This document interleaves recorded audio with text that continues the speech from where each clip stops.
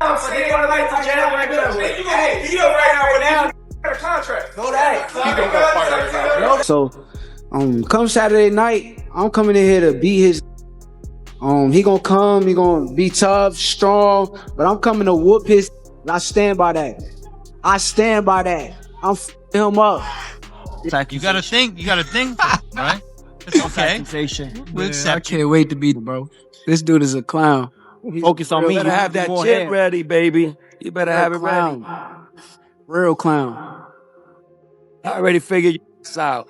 You not fighting. What else you got, man? Yo, senior, you're I only not seen in the 10 ring. seconds of your fight. I seen you fight before. I only You seen can't 10 fight. seconds of your fight. You're boring as hell. Come on, bro. Stop it, bro. Boring, man. You almost got knocked out. Even your daughter said you got knocked out. Knocked out. Tio got hurt his last fight too.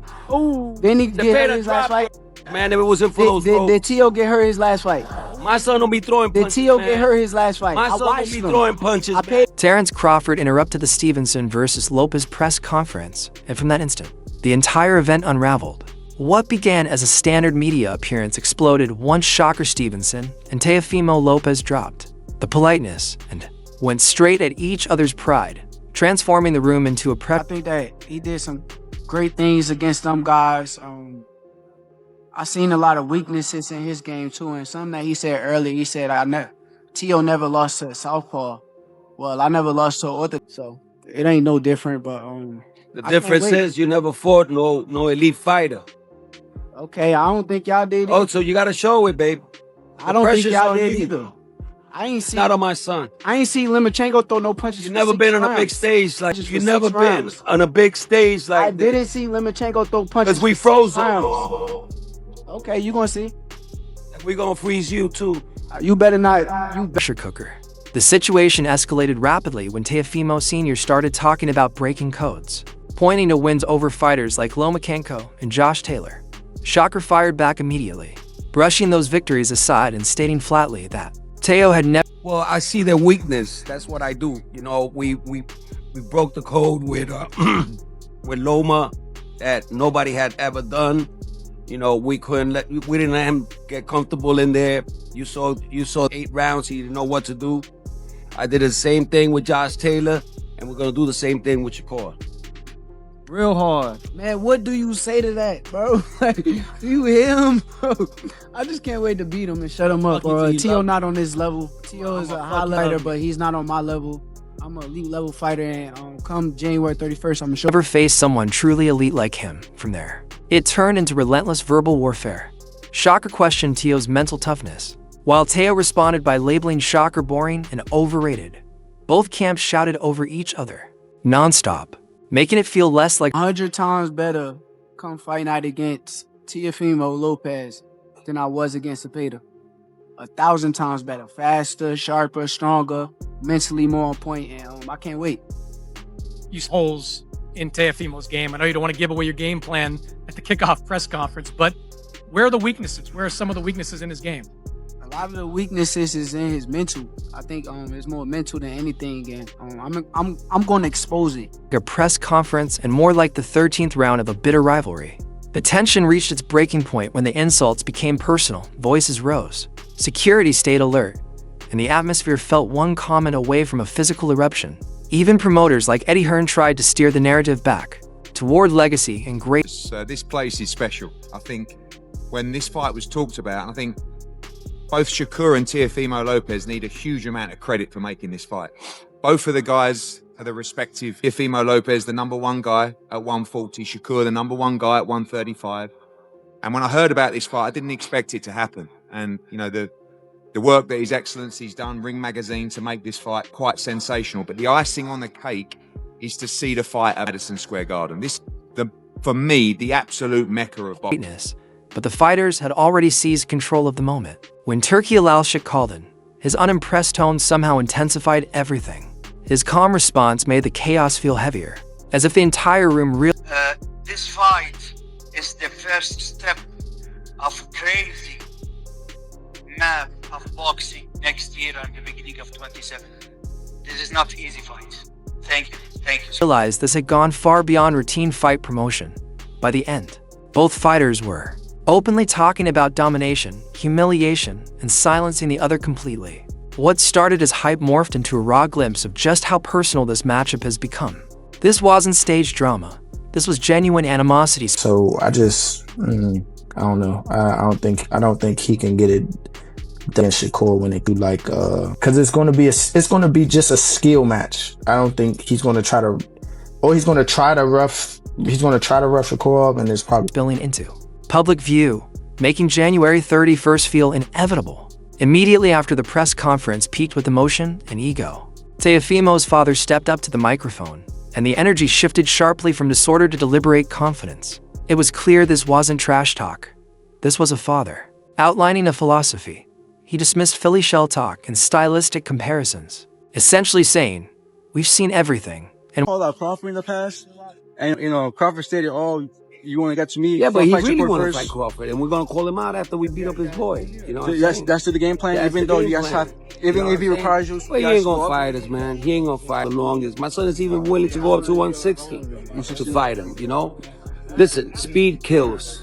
You know what I'm saying? Speed kills, and that's why we're gonna beat Shakur. He ain't faster than us, and we're gonna catch him. we're not guessing, we're preparing. What stood out most was his focus on mindset and evolution. He portrayed Teofimo Lopez as a fighter who keeps evolving, because he consistently chooses danger over comfort, whether you agree or not. It's a compelling narrative. As he spoke about legacy over money, underdog wins against Lomachenko and Taylor, and adapting styles fight by fight, the belief was unmistakable. It was bold, dramatic, and confident, but also aligned with how Teofimo's career has actually unfolded. Okay, we do this for the legacy. So I tell my son that when I told him, let's go after Coleman, let's go after Lomachenko, let's go after Josh Taylor, and all of those three fights, he was the underdog. You know what I'm saying? And big time. I mean, with Josh Taylor, 20 experts said that he was going to lose. So, and he gave us an amazing performance, and it wasn't the same as the performance he gave with Barbosa's, like his styles have changed all the time. And that's the scariest part about him, and he's so entertained. He even dismissed concerns about ring size and gimmicks, emphasizing that they're not hunting knockouts, they're hunting answers. Yes, some of the Crawford and Canelo comparisons felt like a reach, but that confidence is part of the package. The real takeaway was this: Team Lopez isn't walking and hoping for a lucky moment. They genuinely believe speed, adaptability, and pressure can disrupt Shakur's composure. Whether that belief holds up over 12 rounds is another matter, but psychologically. Did Shakur by any chance implement a bigger ring, or We don't care about that, No? man. I mean, we're just gonna box this dude, man. We're not going to knock out. We never do. The only fight that my son looked composed is because he was dying in there, and he said that he felt better when he was attacking more. But we never do that. We always box. This wasn't empty noise, it was conviction. And when both sides believe they're sharper, faster, and more prepared, fights stop being predictable and start becoming compelling. After Teofimo Sr. laid out that mental chessboard, the tone shifted again when Andre Ward and Roy Jones Jr. weighed in. Now the perspective came from men who had lived through fights like this. Listening to them felt like true grown man boxing insight. They agreed those weren't marketing lines, they were fighting words. Their sharpest observation was this: Shakur Stevenson creates in real time. He doesn't need a script or momentum. He reads, reacts, and builds round by round. I look at Shakur like a fighter who has a blank canvas. He's got the IQ, he got the experience, and the athleticism, and the skill set where he paint any type of picture he wants to on a blank canvas. He's almost that. He has a blank canvas, but he needs an outline on what to draw and what to paint inside the line. Now, every now and again, he'll go away from the outline that he has and he'll do something dope, and he'll be like, "Ooh, that was cool. That wasn't on the outline right there." I don't think that he can on the fly like a Shakur. Teofimo Lopez, while explosive and capable of brilliance, still benefits from structure when chaos threatens to disrupt his rhythm. Ward and Roy weren't dismissing Teofimo at all. In fact, they gave him respect. The disrespect at the press conference wasn't accidental, it was calculated bait. The goal wasn't to win the argument, but to pull Shakur into an emotional fight instead of a surgical one. That's high-level psychology. But they also agreed on this truth: trying to drag a calm, disciplined fighter into chaos can backfire fast. If Shakur bites, Teofimo has an opening. If Shakur stays patient, the plan collapses. The legends even joke that if someone talked to them like that, fist would fly, but they admitted Shakur isn't built that way. He doesn't need to win the moment. He only needs to win the night. And that's the... What I think is that Teo just panned out, man, by being as disrespectful as he can at the press conference, because he wants to try to piss this kid off so the kid come fight with him.